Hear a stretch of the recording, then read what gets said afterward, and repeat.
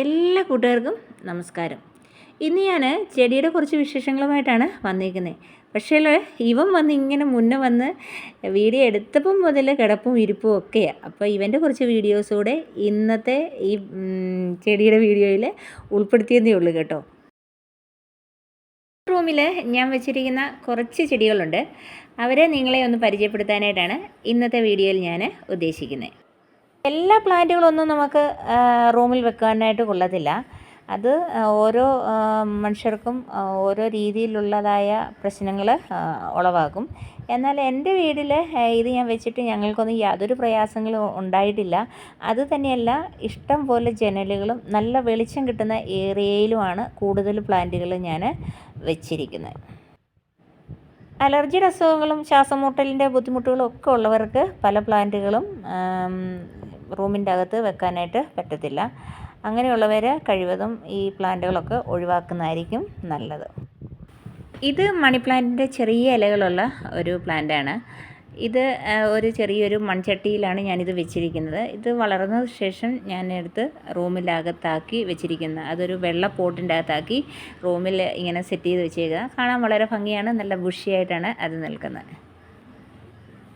ഇതൊരു സിസി പ്ലാന്റിൻ്റെ വെറൈറ്റി പ്ലാന്റാണ്.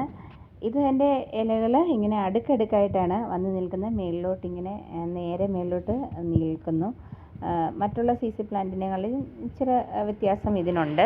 പക്ഷേ ഇതിൻ്റെ പേരെനിക്ക് അറിഞ്ഞുകൂടാ കേട്ടോ. ഇതിനും പേരുണ്ടായിരിക്കും. ഞാൻ പക്ഷേ സിസി പ്ലാന്റ് തന്നെയാണ് പറയുന്നത്.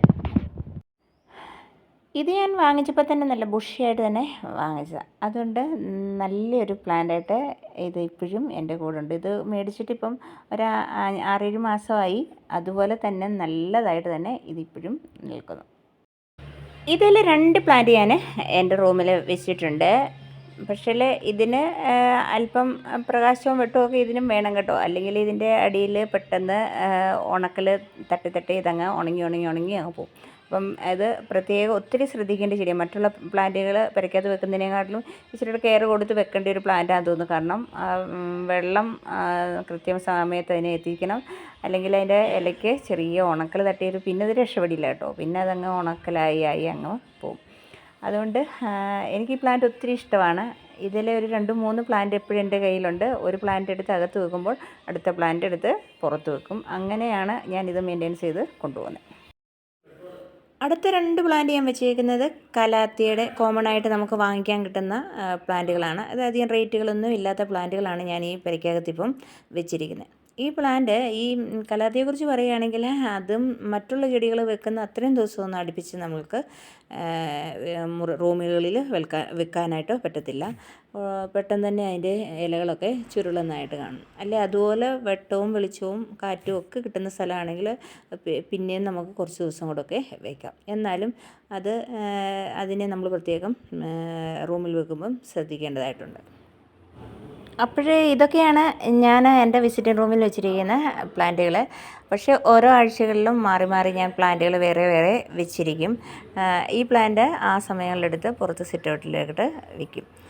അപ്പോഴേ ചെടികൾ ഒരിക്കലും ഒരു വാട്ടോ അല്ലെങ്കിൽ ഉണക്കലോ ഒന്നും അതിന് ഉണ്ടാകത്തില്ല. എപ്പോഴും നല്ല ഫ്രഷായിട്ട് തന്നെ പ്ലാന്റുകളിരിക്കും.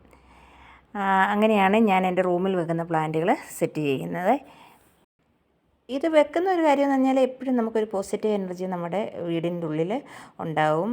അതുതന്നെയല്ല, നമുക്ക് എപ്പോഴും ഒരു നല്ലൊരു സന്തോഷം തോന്നും.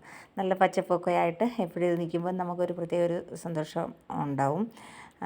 പിന്നെ റൂമുകളിൽ വെക്കുന്ന പ്ലാന്റുകൾക്ക് ഒത്തിരി കെയറിങ്ങും ആവശ്യമാണ്. ഇതൊക്കെയാണ് ഇന്നത്തെ എൻ്റെ വിശേഷങ്ങൾ. ഇനി മറ്റൊരു വീഡിയോയുമായിട്ട് നമുക്ക് വീണ്ടും കാണാം.